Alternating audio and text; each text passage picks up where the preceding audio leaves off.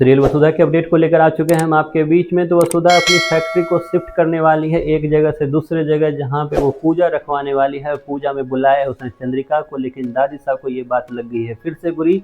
अब दादी साहब कह रही है कि उस पूजा में मैं बैठूंगी, अगर मैं नहीं बैठी तो मैं आऊँगी ही नहीं। ऐसे में वसुधा फिर से फंस चुकी है चंद्रिका और दादी साहब के बीच में। अब बात यह है कि वसुधा को ना चंद्रिका की बात पता है, ना वसुधा को दादी साहब की बात पता है। वहीं पर चंद्रिका को पता है, दादी साहब को पता है, वहीं पर दादी साहब को ये भी पता है कि चंद्रिका को पता है, लेकिन दोनों ने एक दूसरे को अपनी बातें अभी तक कन्फर्म नहीं की है। तो ऐसे में सवाल ये उठता है कि वसुधा की इस पूजा में आखिरकार आएगा कौन, कैसे वसुधा फिर से मैनेज करते हुए नजर आएगी। क्योंकि सेम सिचुएशन इससे पहले भी आई थी चौहान फैमिली में, तब जब चंद्रिका ने ऑफर किया था वसुधा को कि मैं तुम्हारी कंपनी को एक तरह से हेल्प करते हुए नजर आऊंगी, तुम मेरे साथ मिल जाओ। ऐसे में दादी साहब ने उस वक्त भी आवाज़ उठाई थी कि अगर तुम्हें किसी का साथ ही चाहिए तो तुम्हें कंपनी चलानी ही नहीं चाहिए। वसुधा को उस वक्त भी बोलते हुए नजर आ रही थी। अब ऐसे में दादी साहब को पता है कि चंद्रिका जो है हर एक मौका ढूंढ रही है वसुधा को नीचे गिराने का। तो ऐसे में दादी साहब चाह रही है कि अगर कोई इंसान तुम्हें बार बार नीचे गिरा रहा है और तुम उसी को बुलाकर पूजा में बैठाने की कोशिश कर रहे हो, तो ऐसे में ये बिल्कुल सही बात नहीं है। लेकिन वसुधा को तो कुछ पता ही नहीं है। वसुधा को नहीं पता है कि चंद्रिका ने उसके 100 किलो अचार को रुकवाने का काम किया। वसुधा को बिल्कुल नहीं पता है कि उसके इस फैक्ट्री का और ये जो बिजनेस का लाइसेंस है उसको रुकवाने का काम की कोशिश चंद्रिका ने काफ़ी ज़्यादा की।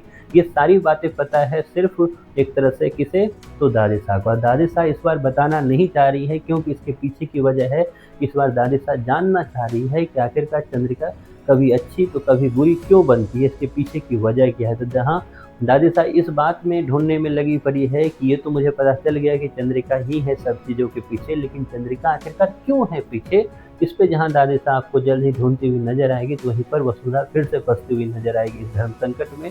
और फाइनली वसुधा जो है कुछ ऐसा करेगी जिसके बाद दादी साहब और चंद्रिका दोनों उस पूजा में शामिल होंगे। दोनों पूजा में शामिल ना सिर्फ होंगे बल्कि पूजा भी शानदार तरीके से ऑर्गेनाइज होगी।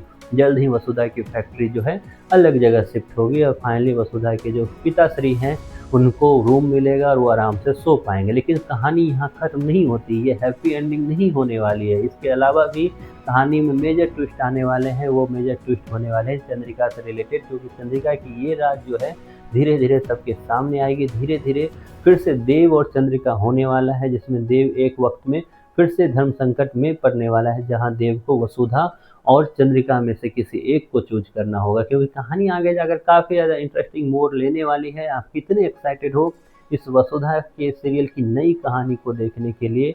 इसके बारे में आपकी जो भी राय है कमेंट बॉक्स में बताएं, और बताएं कि वसुधा को आखिरकार क्या करना चाहिए। क्योंकि वसुधा ने रिसेंट एपिसोड में इतना तो ध्यान दिया है कि किस तरीके से बिजनेस करने वाले लोगों का या एम्प्लॉय का, स्टाफ का ध्यान रखते हैं। तो क्या वसुधा को अपने इस बिजनेस को ग्रो करने के लिए जो लोग खास करके रुकावट पैदा कर रहे हैं उसके बारे में भी जानने का हक है या नहीं, या सिर्फ वो अलग ही डिल्यूजन वर्ल्ड में जीते हुए नजर आएगी? आपकी जो भी राय है कमेंट बॉक्स में ज़रूर बताएं।